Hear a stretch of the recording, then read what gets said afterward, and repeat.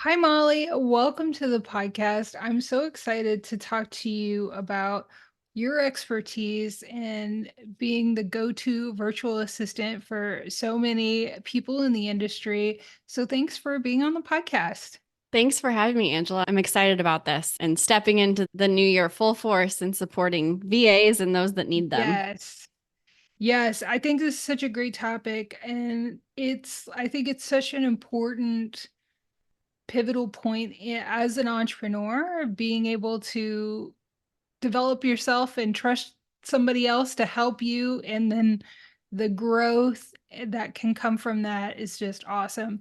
So why don't you give listeners a little background on how you went from corporate accountant to starting this virtual assistants academy and what you do now?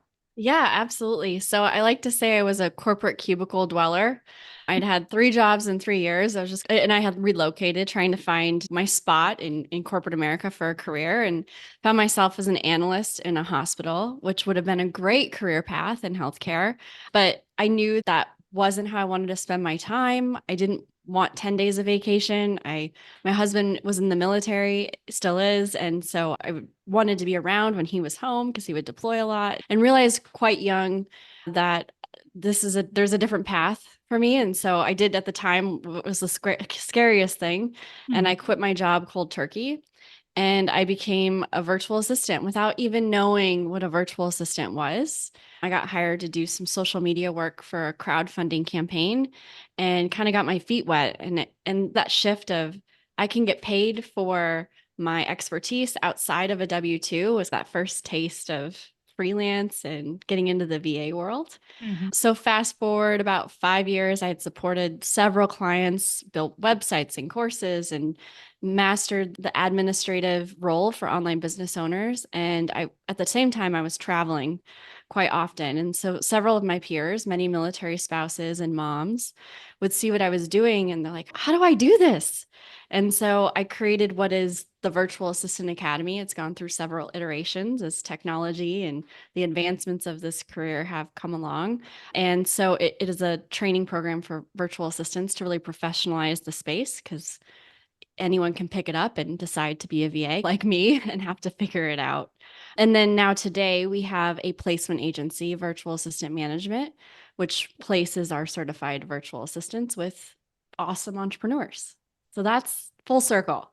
That's awesome. I had no idea you were a military spouse because I was a military spouse for more than a Awesome. decade. And Okay. that was really, military spouses are underemployed, and it's so difficult having to juggle deployments and family and still wanting to earn an income and Mhm. have a professional career. That's part of my momentum behind this podcast is empowering military spouses and parents that have young children that still want to be a parent like they would like to be, but still be able to earn income and work, Yep. but just in a non-traditional way. It's becoming more traditional, thankfully, but that's really awesome. I love that because it is so needed.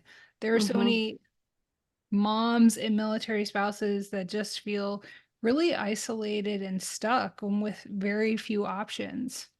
Yeah, absolutely. And I see how this career and several others, and certainly the economy shifting to a more work remote, Mhm. acceptable workspace has really opened up the doors for Oh, yeah. military spouses. So I'm proud to see that happen.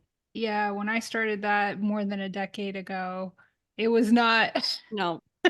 it was like, well, that's wonderful. So maybe we should start talking about how we can open up our thought process on how a VA Mm. can create time freedom for us in our business and how we need to start valuing that. So, what are your thoughts on that? Yeah, absolutely. So I like to share with entrepreneurs and business owners, which by the way, virtual assistants are also, that we start our business for a specific reason. We want to coach that demographic. We have a widget we're trying to sell. We have a consulting business. We're a public speaker. We're an author, whatever it might be. There's tons of online businesses these days. And as business owners, we say, oh, this is all I have to do. I'm going to start a business. But along the way, they have to wear what I call 27 hats. They have to do billing and bookkeeping and marketing and check their inbox and customer service and send the invoice, get paid, track the payment down, open the checking account. I can go on and on, build courses, build websites, update the blog, update the social, all of that. And they quickly find themselves not in what I call their zone of genius or the passion, the reason why they started their business, because they're running their business. And so the first person that I think an entrepreneur should hire is a virtual assistant because they can take care of so much of that admin off of your plate and they really can do a lot for you versus Mhm. a specialized person in social media as an example. They might be able to do that and admin and handle some of your website work as an example. So that's where I start with business owners, that getting them to realize why they should hire a VA even just for 5 hours a week. It can be a huge Oh, game yeah. changer. And the other game changer too is the mental space. Like we Hmm. don't talk about that and we don't realize the value of like less mental load really allows you to be able to free up mental space and time to be able to do the more creative things in your business. So, yeah. I just that was something I couldn't believe and you don't really experience it until you hire a VA and you're like, "Oh my gosh." Absolutely. Absolutely. So, we're creating more time in our businesses with VAs. So, what are some of the ways where we can leverage that VA and maybe tech to also be more productive? Yeah, absolutely. So one of the things that I encourage my virtual assistants to integrate into a business if it isn't already there are things like project management tools. So the one I'm going to mention is Asana because it's my favorite and it's free, but there's others out there, Trello or Monday or ClickUp. There's lots of options. But in discussing something like Asana, it really takes, it's almost like you're brain dumping all the things that you need to get done. And then you're holding someone accountable, whether it's you or someone on your team, and a due date of when that's going to happen. So then when you're going to sit down and be productive in front of your computer, you pull up Asana, you look at your tasks, and you just get to work. I find that even personally, when I don't know what I'm supposed to do today, I'm far less productive than when, say, today I sat down. I was like, oh, I have 2 blogs to write, I have an invoice to send, I have a PowerPoint to make, and I just knocked it out in a little over an hour before we chatted. So Mhm. I think that's super important, and a VA can help hold that standard Mhm. within your business. And then this isn't necessarily tech, but something I want to mention is using an assistant to be your gatekeeper in your inbox, I think can be Mhm. super powerful. So having them in your inbox every morning before 10 a.m. and you don't have to touch it unless they'll let you know if there's an SOS. Think of all that. If you get up at 6:30, have your morning coffee and you're plugged in by 7:30 if you want, or whatever your day looks like, that is so much more mental space, like you mentioned, to Mhm. just be creative and have really powerful output in your business. Oh, yeah. And just doing things that you might not have ever thought of or had the time to do, creating like things that you respond to often and just creating like a kit or a Mhm. packet or a PDF or something to answer those questions. And it's just like rainbows and like animals and woohoo. It is just goodness. I can't Yeah. just talk about the benefits of hiring a VA enough. So, what are some of the tips for implementing some of the systems that we might want to do in the tech? Because sometimes it's so hard for someone to make that mental leap. Do you have any Mhm. strategies for somebody to begin to think about how they might do that?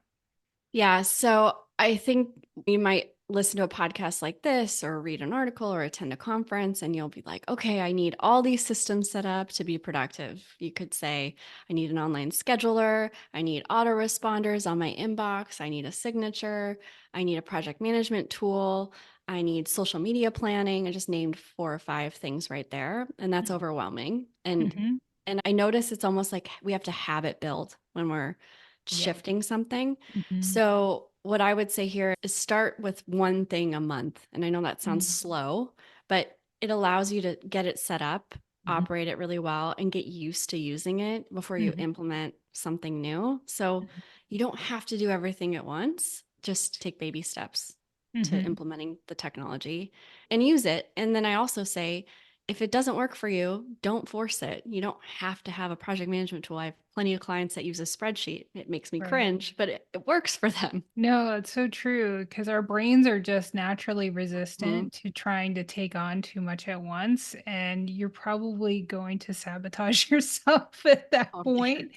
And it is an ongoing process, and I love that. We constantly have to remind ourselves that if something's not working for you, even though an expert like yourself said, "Hey, Asana works for me," if it doesn't work for you, then that's all that matters. Mhm. And it's really about being on that consistent journey to find what does work for you. Yes. Yeah. So let's talk about let's talk about some of the strategies for finding and Mhm. hiring a virtual assistant because that is very daunting. And me personally, I thought there's no way I'm gonna ever find anybody. It's just I know. I had that limiting belief. So yeah, what are your thoughts on that? Yeah, I think people listening can probably relate to or have had a story where they're like, "Oh, I got burned by a VA," or "I tried to outsource, it didn't work." And I hear that a lot and I understand. So, there's lots of place first of all, when you're outsourcing, I'd say where I see the biggest breakdown, and this is on the entrepreneur actually, is that they aren't clear in what they need. Hmm. And I know that sounds easy. You think you're gonna outsource, but when we do our consult calls with clients, they'll say, "Oh, I just need email and this." And then when we get into it, it's a laundry list of things that they actually need. They just didn't have the bandwidth to actually pull it out of themselves. So we're able to Hmm. probe those questions. And so getting crystal clear on the tasks that you need someone to do, then also what software are you using in your company so that the virtual assistant can align with those things or can easily figure them out. And then it's a personality assessment, right? We got to figure out who we're going to work well with. For some entrepreneurs, you want someone totally opposite. If you're the introvert, you want the extrovert. For others, they want the like minded feelers. But whatever that looks like, taking an assessment of who you've worked well with in the past or who you could see yourself delegating to. Are they forward? Are they assertive or are they more passive? And yes, totally, I can take it and I'll check in with you in 4 days, whatever that looks like for you, as well as some of the geographical things like what Hmm. country are they in? What time Hmm. zone are they in? It's very difficult to work with someone that's 16 hours ahead or behind. It's a challenge. You get 24-hour turnarounds there. Hmm. So those are like the more technical things that you really need to do. And then when you go, you have all of this clear, it's basically a job description with your budget and everything aligned in it. Then you go to find that virtual assistant. And what I tell new entrepreneurs is check your network. There's great people that are either a connection or a connection further away. So Hmm. using things like social media that you're hiring can be a great place to find VAs. You can go through agencies. I run one for a specific reason to really help those business owners that need all of the support and have need a trusted VA from the beginning. And then there's more budget friendly places to find virtual assistants like Upwork and Fiverr. I'm not saying that they're bad or shouldn't be used. I do think they should, but you have to be very specific and it's a long game there. You have to really test and really build that trust. It takes a little bit longer than the Hmm. other ones that I mentioned. So those are my things to get started. Yeah, that's a great list. And also too, it's especially when you're a new entrepreneur, you're not always thinking about leadership. You're thinking about Mhm. getting the business going and making revenue and but you really do have to start to hone in your leadership skills because your VA can only do, or anybody on your team can only do and perform to the level to which you lead them, to the Good level to point. which you're clear and you communicate. And how do you like to communicate? I think I love your assessment tip because Yeah, I'm just a person that doesn't need a lot of communication. Yeah. I'm just like, okay, send it to me by this and this time, fine. I'm not a Mhm. micromanager, but for some people, that makes them feel really nervous. You Yeah. know? Yep. So I think definitely assessing how you work and who you work with and what you're comfortable with is a really great tip. Yep. So, what are some of what are some of the challenges that you might not have mentioned that you Mhm. think that we can overcome that maybe we aren't anticipating that would be Yeah. good to think about ahead of time? I'll name a few here. So when working with clients, business owners, entrepreneurs, all the names for this, there's traps that they get in before they're outsourcing, and they honestly sabotage themselves for months, usually years, before they actually take the leap. And the reasons for this are things like it's faster if I just do it myself. So how many times we hear that? Okay, but would it take you 30 minutes to just teach someone and then you never have to do it again? Mhm. Or better yet, can you just use a little tool called a Loom, which is a screen Mhm. recorder, and record yourself doing it one time, give it to your virtual assistant, and then check and verify that they do it right? That Mhm. seems even more productive. So that's a big pitfall there. Another reason business owners don't outsource is because they're perfectionists and they need everything done their way. And so I do a lot of teaching and training on it doesn't matter how the VA gets to the result. In fact, they're probably going to get there faster and better than the business owner because that's their Mhm. wheelhouse and their zone of genius. So don't worry about the how, just worry about the outcome. And if it's a little off, it's okay. Your Yeah. blog image isn't going to get on fire if the wrong font was in one little spot, but that's all teaching stuff. And then the third thing I'll mention is trust. I think that we have this business we've had for years and it's our baby in a lot of ways. And so trusting someone to come into that and take over a lot of the responsibilities is challenging. And so Mhm. that's something you have to build with an assistant. But when it happens, it's amazing. And they love your Mhm. business just as much as you do. So Mhm. Yeah, and I think it's so important to for people to realize there that is totally possible. There are so many people out there that can love your business as much as you do and be as passionate about it, but not be you.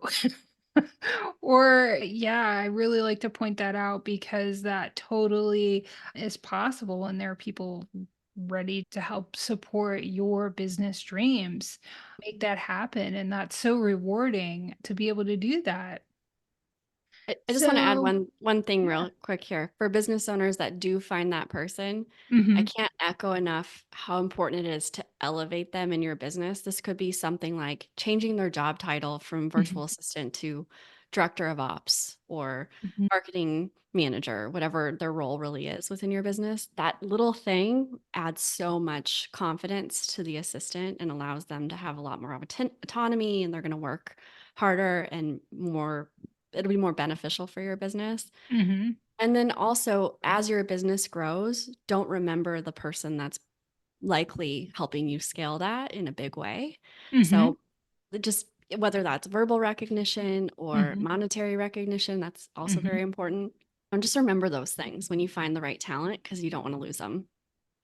Yeah, and I've asked other BAs that have been on the podcast this question that, and you touched on that. What can we do? Are there any other tips as business owners that we can do to better utilize? Is there something that VAs wish entrepreneurs knew? I think the recognition piece is Yeah. super important. I know that's always important for me. Yeah. Getting to know your assistant, even though most virtual assistants are virtual, you might not ever Mhm. meet them. We're Mhm. still human. So, how Sure. was your weekend? You get to know their kids' names. You Mhm. ask how the dance class was or Valentine's Day with their husband, whatever that is. I think that's also really important. Mhm. And then lastly, I think admitting when maybe you're the one, the clog in the wheel, is that what you say? Whatever Oh, that is. yeah. Your life, a business owner's life gets busy too. And a lot of Mhm. times the most frustrating thing for an assistant is I can't get my job done until they do. And if Mhm. they wait until 2 on Friday, that creates a lot of frustration. Yeah. So gotta watch things like that. Yeah, and I always ask for feedback on, is there something I could do better to make your job Yeah, easier? that's a good, Is yeah. there a new process that you've thought about that might make this easier? And Mhm. just always creating that safe space where somebody can share their ideas, I think is Yeah. a really important thing to do. So many times when we create businesses, especially if you've come from that corporate environment, we have a tendency to create what we know, not maybe Mhm. what we wanted Yep. in Yes. that corporate environment. So that is so important to do. But yeah, for somebody who is aspiring to maybe create a virtual assistant career, what are some of those key components for a profitable virtual assistant business? Yeah, absolutely. So I think I want to say anyone can start this business, but I'm learning that there are virtual assistants that really excel at this career, and they're rather organized, quite Mhm, type A. They're a little assertive. So mhm, when I train my virtual assistants, I teach them to go into a business to be the professional admin in the company. So mhm, your expertise is unlike no one else's in the business. You need to mhm, elevate yourself to that role and then step into it and take over all these processes and systems. And you really are the adding so much efficiency. mhm, So for new virtual assistants, I see them going rather quickly when they dive into kind of that attitude. This is my career. I'm not just a mhm. freelancer sitting on my couch between taking the kids to school and home, which by all means, most of us are doing that, but it's a feeling that you can bring Right. to a business. And then starting with when we talk about profitability, there's lots of ways to structure your business. So there's hourly hours for dollars, which is where most VAs start. And I want them to start there to get their feet wet and get experience. And then they can quickly move to retainers where they're Mhm, securing business with clients, really becoming a part of that business for possibly 10 hours a week at a minimum, and then going from there. I think that's really important. And then lastly, and how I've made quite a bit of money in my businesses is doing project work. So mhm, you're going to learn all these skills as a virtual assistant. So what could you do one off for clients where you do a mhm, project, you charge in the thousands of dollars, you finish it flawlessly, and then they move on while you still have your clients. That's mhm, a way to package a business so and it's also really fun. You're not doing the same thing every day. mhm. Yeah, what is an example of some of the projects that or Yeah. project types that you've worked on? Because I think sometimes people don't realize where virtual assistants can be utilized, whether you want to Huge. start a business or hire a virtual assistant. Yeah, great question. I'd say some of the most in demand ones are, and I teach my VAs that like to do social media, create a package where you provide 30 days of social media content for a client for a set price. You can Hmm. probably do that in an afternoon if once you get Hmm. really savvy on Canva and you have their brand, and that's a great service. You can up level that by offering engagement daily when you're posting and actually scheduling the social media. So social media is huge, and I don't see a lot of VAs actually doing it. It seems like we Hmm. all run from social. I'm a huge fan of online courses. I think Hmm. that there's some stat out there that it's like a $4 billion industry. I Hmm. might have that Yeah. wrong, but something insane. If you Uh, have it wrong, it's low. yeah, yeah, you're right. You're It's right. that big. It's Yeah. huge. And it's just ever growing. So if you Hmm. can learn how to create courses and things Hmm. like Kajabi or Kartra or Thinkific, and Hmm. this might sound daunting if you've never been a VA, but once you learn it, it's Hmm. not very difficult. And then it's all about creating a really organized process for a client to give you all their files and you to build it in 2 days. That's Hmm. something I offer and really enjoy. I have a VA who basically got a taste of Squarespace, the website builder, and she was hooked. And now she's literally booked out through August doing 2-day website builds. And she So started as a cool. VA. So Yeah.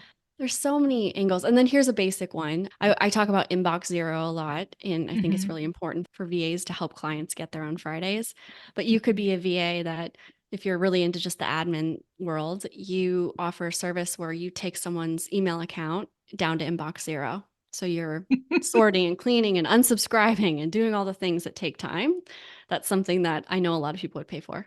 Yeah. Yeah, that sounds really interesting to me. Yeah. Right? Yeah. That's awesome. That's a really great list because I think sometimes people don't realize the things that they can outsource or have, Mhm. even if they have a virtual assistant, they're just have kind of their blinders on what they can get assistance with.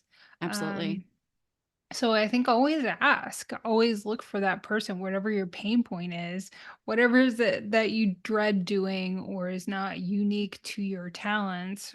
Yeah, just try to find some help with that. So, Molly, if you wanted to leave listeners with a key takeaway or just want them to remember one or a few things from the conversation, what would that be? I think for the entrepreneurs listening, if you know you need help, get it before you actually need it. Like it's not coming out right. But if you're getting a glimpse of, I'm on the border of being overwhelmed, or I know that I can scale if I have someone, start creating that job description and just get someone for 5 hours a week, 20 Right. hours a month. It will change so much for you. And you'll just Mhm. probably spiral into 20 hours a week as your Yeah. business scales. And then for virtual assistants, I just want to echo the power, and this is actually entrepreneurs too, but the power of, I would like to say, create a career around your life, not a life around your career. And that's what entrepreneurship to me is if we do it right. So Mhm. for those entrepreneurs that are able to outsource, you're able to get more of your life back. And for those Right. aspiring to be a VA, that's truly what this business can create for you. Mhm. Yeah, and you can literally create tasks and create space in your business to help pay for that virtual assistant Hmm. for Hmm. that or even more. And I always tell my clients, like, if you can't hire a virtual assistant, start documenting your processes. Yes. When that comes, you can just already just Mm. start working with somebody a lot more effortlessly. So Absolutely. yeah, it's been wonderful talking to you, Molly. You've got such expertise that I'm sure listeners are going to want to learn more from you. So, can they contact you and connect with you? Yes, I love that. So I'm Molly Rose Speed on all social channels. I like Instagram, so you can find me there. If you're looking to hire a virtual assistant, you can hop on over to virtualassistantmanagement.com. We have an amazing placement manager that can help you even just with a discovery call if you're starting to dip your toe in this. And then if you're looking to become a virtual assistant.com is my training and certification program. I love it. This is so great. It's just so necessary to help entrepreneurs just scale their dreams and make all of that happen and more. So, So thank you so much for your time, Molly. thank you for having me, Angela. Yeah, it's been awesome.